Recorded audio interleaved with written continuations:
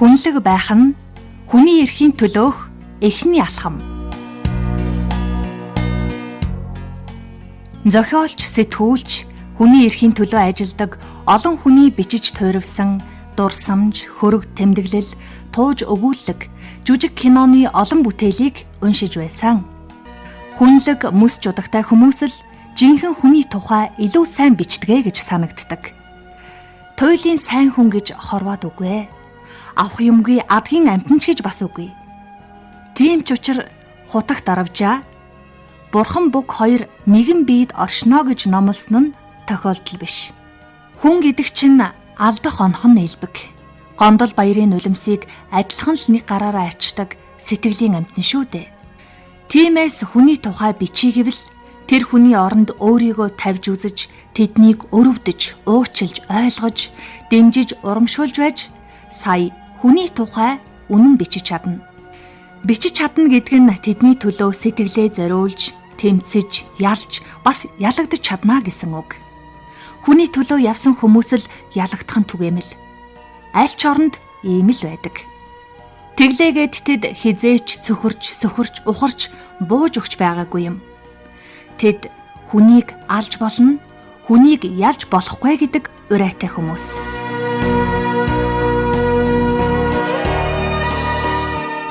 Үндэсний телевизийн алтан сангаас сүүлчийн улирал тэлж үжиг гарч байхыг үзсэн юм. Төгсөх ангийн охид хөвгүүдийн үерхлийн тухай өгүүлнэ. Муу хүмүүст уруу татагдсан үерхтэг хөвгүүнээ татаж авахын тулд шантралгүй зүтгэж, хүмүүст сайн муугаар хилүүлж адлуулсаар байвч ухарч цөхрөлгүй зүтгэсээр түүнийг намаг балчигт шигдэхээс аварч байгаа охины эр зоригийг үзүүлнэ.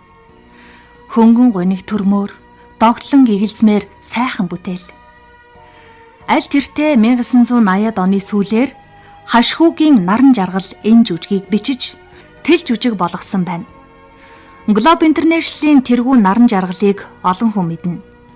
Үндэсний телевизийн програм хариуцсан захирал зэрэг албыг хашиж байсан нэртэй сэтгүүлч.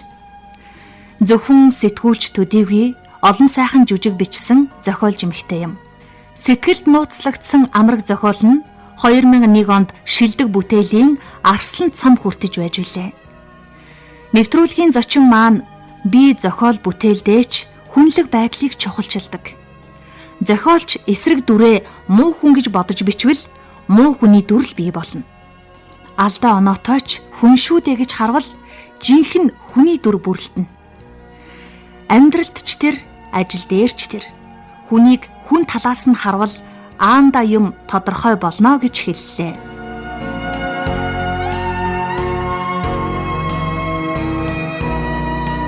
Мэдлэгтэй иргэн бол хүчирхэг. Энэ бол Глоб Интернэшнл төрийн бас байгууллагын урай гэж наран жаргал өгүүллээ. Иргэний мэдэх эрхийн төлөө тууштай тэмцэгчдийн нэг бол яа харахгүй хашхүүгийн наран жаргал гэдгийг эдүгэ олон хүн мэддэг болжээ. Үүнийг ганцхан энгийн жишээч нотлоод өгнө. Наран жаргал сэтгүүлч такси дах хэрэг гарчээ. Улаанбаатарын замын төгжрлийг хэлэх үү? Очих газрыг холыг хэлэх үү? Замдаа жолоочтой иргэний мэдэх эрхийн тухай яриа өрнүүлсэн гин. Жолооч: "Та ч яах вэ? Худалдагдсан сэтгүүлчтэй өмгөөлж байдаг" гэж өөдөөсөн сүргэжээ. Асуудал нь сэтгүүлчийг өмгөөлж хамгаалахдаа бус үнэн хэрэгтэй бол иргэний мэдэх эрхийг хангахын төлөө юм шүү дээ гэж жолоочод тайлбарласан байна. Өнөөдөр хэн нэгэнд тохиолдож байгаа хууль бас үйлдэл маргааш илүү олон хүний эрх зөрчигдөх эхлэл болно. Тиймээс үргэлж бусдыг гэсэн сэтгэлтэй байх нь чухал. Хүсэл зориг байвал хүн болгон хүний эрхийг хамгаалагч болох боломжтой юм шүү гэж наран жаргал хэлж байна. Хүний эрхийг хамгаалагч гэж мэрэгжил байхгүй, хүний эрхийг хамгаалагч гэж боловсрал байх. Хүний төлөө дуурч байгаа хүн бүхэн өөрөө хүний эрхийг хамгаалагч. Ялангуяа сэтгүүлчүүд бол шүү дээ энэ хүний эрхийг хамгаалагчийн бүр тэргүй игнэнд нь явдаг. Дуу хоолойнд хүрэхгүй байгаа хүмүүсийн өмнөөс дуурна те. Тэгэхээр сэтгүүлчид бол энэ хүний эрхийг хамгаалагчийн бүр тэргүй фронтын дайчд байхгүй юу? Хүний эрхийн төлөө л одоо дуугарч байгаа хүн бүхэн хүний хүний эрхийг хамгаалагч. Ганцхан манайд болохоор зэрэг шүү дээ зарагч гэдэг, хэл амтайч гэдэг юм уу. Тэг ингээд янз бүрийн нэр хоч өгөөд нүүдгий чинь дараад яг тухайн асуудал, тухайн эрх баригчийн юм уу албан тушаалтны өөр төр нь хүрээд ирвэл яах вэ гэдгийг эцэж бодохгүй. Яг тэгвэл тэр хүн чинь нөгөө би төрийн хүн, би энэ иргэнээс дээгүр гэсэн нөгөө сэтгэлийг арилаагүй шүү дээ. Би энд үйлчлэгч гэж өөрийгөө хүлээн зөвшөөрөхгүй байгаа. Мөнгөтэй хүмүүс шүү дээ тийм ээ төрийн албар айг хоширч байгаа. Би гайхдаг яг үнэндээ ашигтай гэж яриад байгаа. Тэр хүн өөрийнхөө амьдралын ашигыг ярьж байна. Түүнээс биш тэр иргэдийн тухайд тэр төрийн албаа гэж бодохгүй шүү дээ. Хамгийн одоо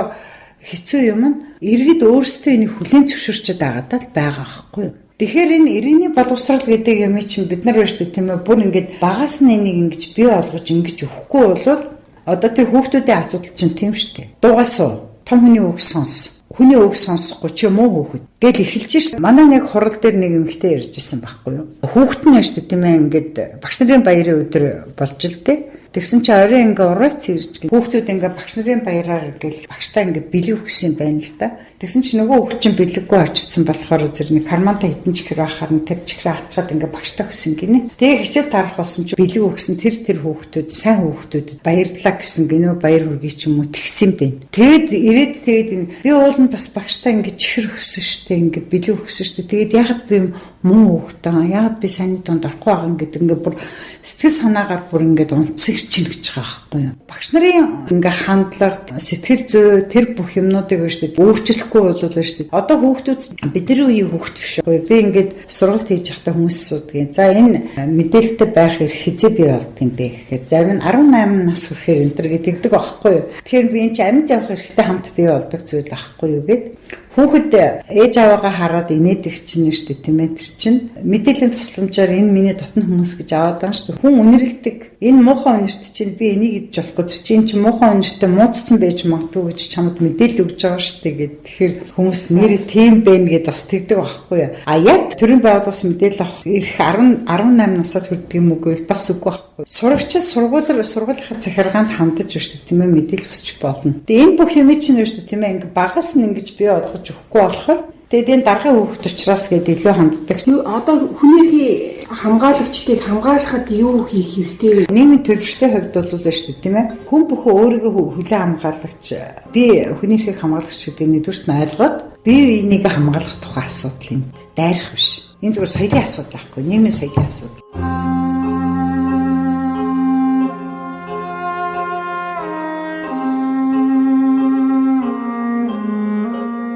Наран жаргал баг байжээ. Зуны нарлаг сайхан өдөр Зуслангийн автобус хүлээж байлаа. Ээж нь түүнийг нагац эгчиндээ очоод иргэлээ. Наадан болох төхөж байлаа. Зусланд зусж байгаа өвөөд нь наадмын дээл хийх болж наран жаргал торох хүргэж өгөхөөр яваан тэр юмсан ч. Автобус ирдгүй, хүлээгээд л байж. Би засмар болоод байдаг. Яадаг хэрэггүй? Барьж яваа торгоо яах вэ? Автобусны буудалд хамт удаан зогссон эмэгтэй гуйжээ. Эгчээ, би галс явж би засчаад ирээ. Та энийг барьж агаарай.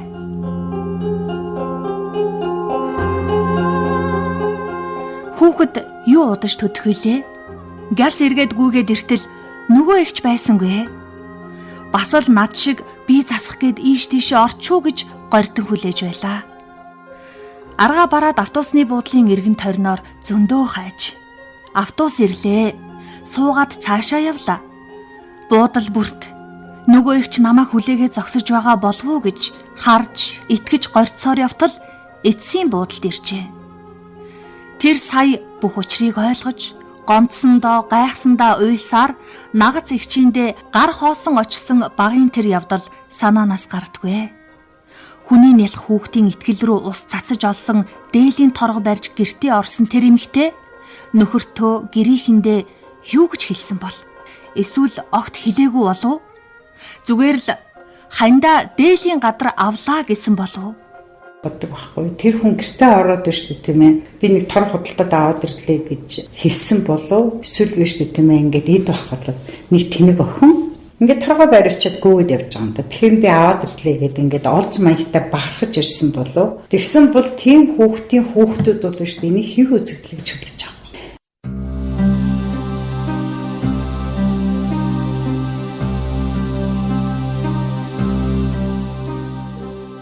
Хүн бол хувиршгүй юм. Шуналтай хүн бол шуналтай чигээрээ дуусна.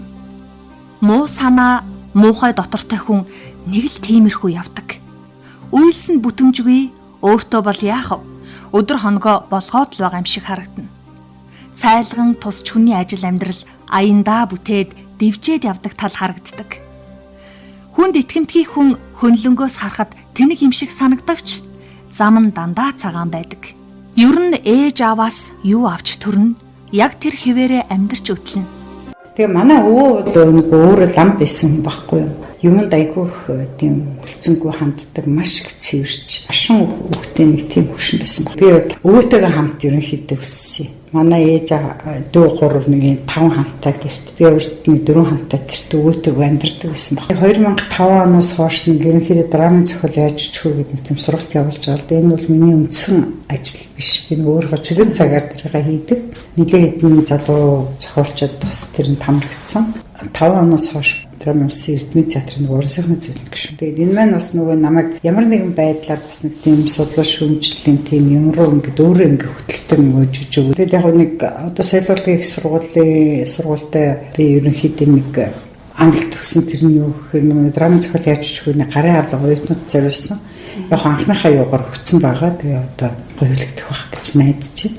Тэгээд хүмүүнлэгийн ухаан их сургуулийн нөгөө сэтгүүл зүйн ангиудад багшилж ирсэн. Тэгээд Тэдвэсийн сэтгүүл зүйгээд миний нэг тийм үнцэн ойлголт гэсэн нэг тийм сургагчиг айл 2005-6 оны нэг байгаа л да. Тэгээд тэрээрээ бас шинжилж чадахгүй л явж байна л да. Тэгээд хийх тийм одоо төлөвлөгөөнүүд бол бас байгаа. Монголын засгийн газар бас надад ихтгэл хөдлөлгсөн юу гэхээр ЮНЕСКО-гийн мэдээлэл харилцааны олон улсын хөгжлийн хөтөлбөр гэдэг засгийн газар хоорондын юм зөвлөлттэй.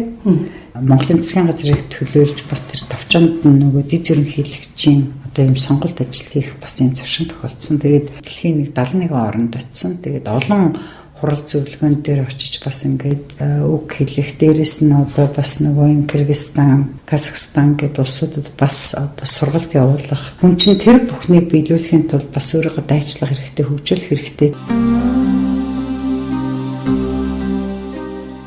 Наран жаргалын үс их бууралджээ.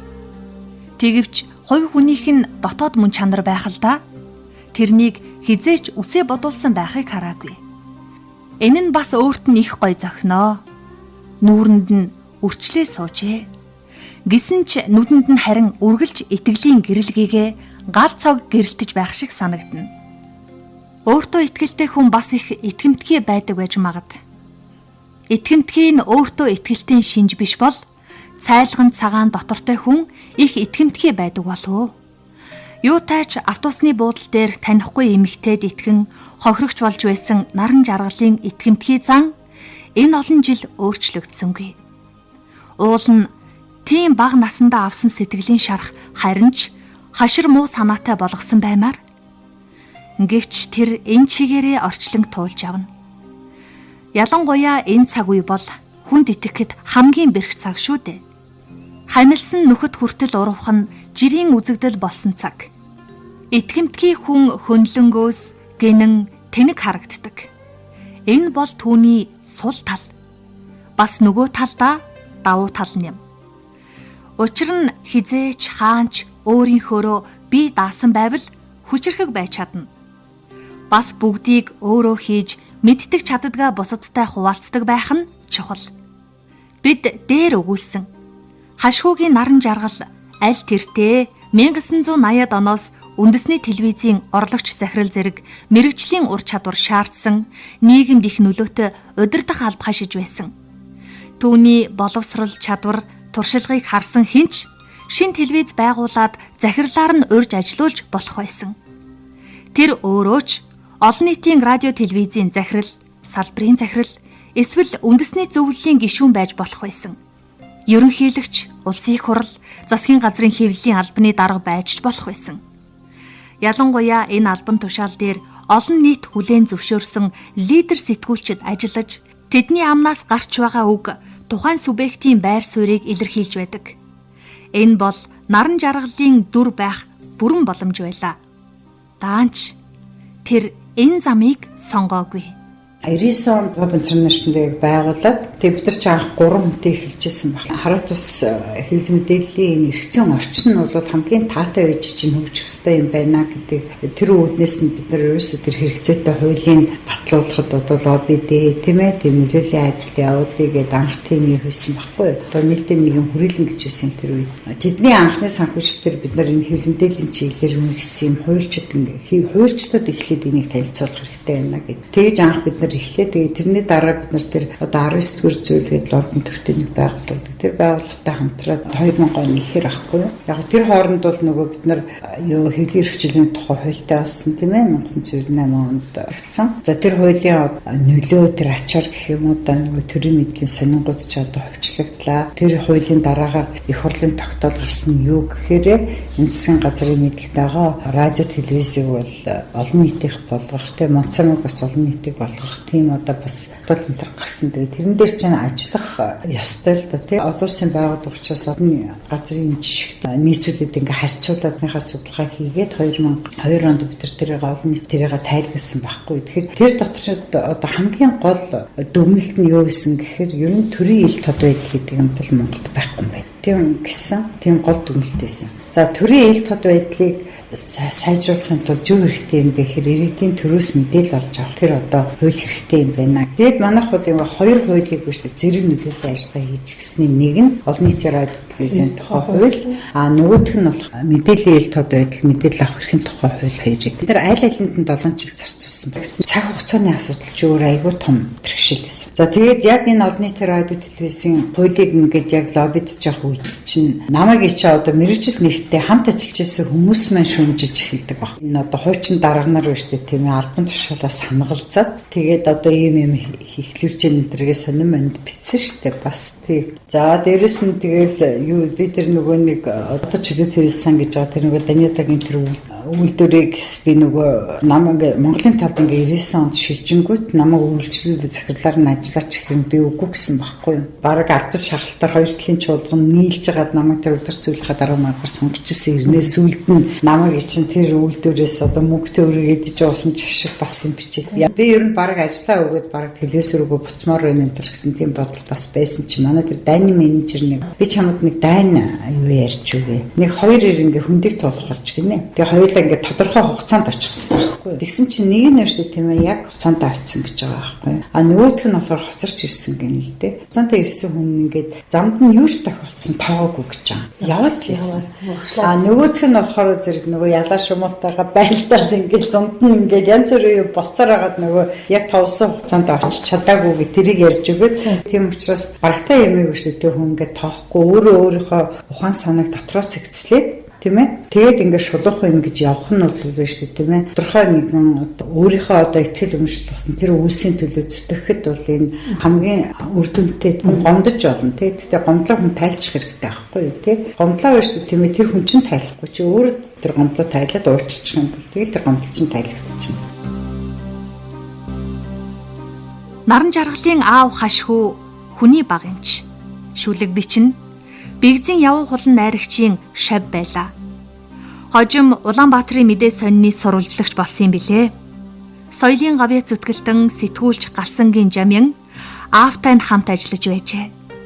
Аавын эзгүүд Жамингой орж ирээд гарч "Евэн авч явсан" гэж наран жаргал харсан гэдэг. Аавда "Жамин ах надад Евэнгээсээ өгөөгүй" гэж ховлсон ажээ. Юуных нь Евэн байх вүлээ? Тийм ултай тухайн цагийн шин модны гутал байсан юмсан ч. Аав нь сонинд ажиллах болсноор гэрээр нь орж гарах хүмүүс уран бүтээл сэтгүүл зүйн тухай яриа өрнүүлдэг байжээ.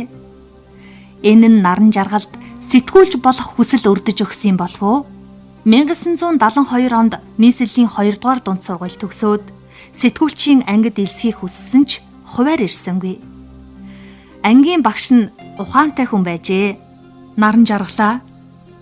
Чи гадаадын хуваараас аль нэгийг заавал ав. Гадаадд сургууль сурна гэдэг хэл сурхаас гадна Европын соёл суралцсан. Амьдралд тохиох том боломж шүү гэсэн байна. Өөрт дөхөмтэй гэж бодсон уу яасан юм? Юутайч үйлдвэрийн гоо зүй гэдэг хуваар авчээ.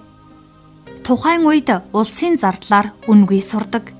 Тийм учраас сургуулийн хувиар болгон аль нэг яамны харьяалал байсан учраас түлш эрчим хүчний яамны нэр дээр сургууль явсан гин.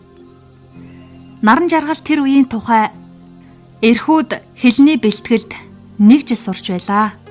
Цаашид ямар мэрэгчлэр сурах тухай ойлголт байхгүй. Жилийн дараа Москвагийн уран сайхны дээд сургуульд хуваарлагдсан юм.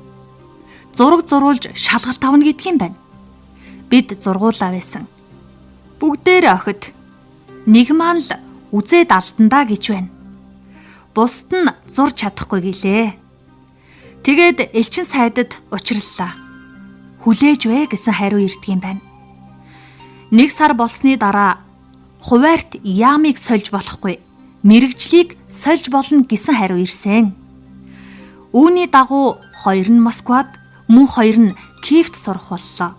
Тунсалмаа бид 2 Уралын политехникийн их сургуулийн дулааны инженерийн ангид хуваарлагдсан. Свердловск хотод сурсан. Ангийн багшийн хэлсэн ахин олдохгүй боломж тэнд байсан да. Учир нь юу вэ гэвэл манай сургууль нийгмийн ухааны оройн факультеттэй, тэнд сэтгүүлчийн ангитай байлаа. Радио, телевизийн студ бас сонинтой. Би тэгээд үндсэн мэрэгжлийнхээ хажуугаар сэтгүүлчээр 2 жил сурч давхар дипломтой төгссөн юм. Сурах хугацаанд сониндоо юм бичнэ. Бүгд найрамдах Монгол ард улс тунхагласны баяраар телевизийн нэвтрүүлэг хийж хөтөлж байлаа гэж баясгалантай инээмсэглэн дурслаа. Монгол телевизийн дарга амжаач гэдэг алдартай одоо нийтлэгч өөр тэмцүүлч байсан шүү дээ. Тэгээд тэр бол ер нь одоо Оросын сэтгүүлзүүдийн өөрчлөлт шинжилттэй холбоотойгоор одоо ямар үйл явц юу болж байгаа вэ тэнд гэдэг сэдвээр лекц өглөөний сонио уншлаа. Тэгээд орой лекц яадаг. Тэгээд тэрэн дээр бас яриад үлчид бол зориггүй байна. Тодорхой юм асуудлуудыг төвшүүлсэн тийм нэвтрүүлэг энэ төр хийхгүй байна. Тэгээд нэг уншигчдад хүрэх зам гэдэг ном ер нь яаж гардыг? Яаж уншигчдад хүрэх? Номын хувь заяа хэн шийддэг вэ нэг тийм нэвтрүүлэг анх эхэлж хийжсэн. За тэгээд яг тэрнээс одоо төв орон дээр дуудагдсан.